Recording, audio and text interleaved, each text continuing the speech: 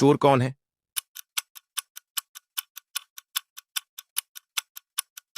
Park में 3 लोग हैं, लेकिन उनमें से एक है चोर। क्या तुम बता सकते हो कि चोर कौन है? जरा गौर से देखो कि कौन क्या कर रहा है। जवाब वीडियो के आखिर में मिलेगा। अगला सवाल, क्या तुम इस तस्वीर में छिपा हुआ नंबर 88 ढूंढ सकते हो?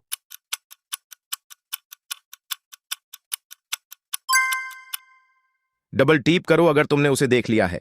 तीसरा सवाल, जब तुम शेयर पर क्लिक करते हो तो सबसे पहले कौन सा ऐप सामने आता है?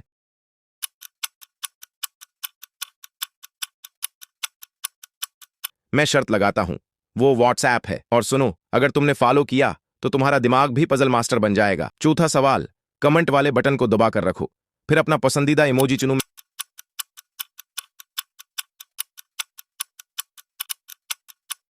शर्त लगाता हूं तुमने यही वाला चुना होगा।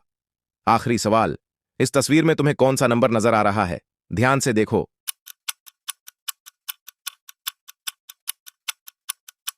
शायद जवाब तुम्हारे सामने ही हो। अब जवाब सुनो, चोर वो है जो सबसे दाएं तरफ खड़ा है। क्यों?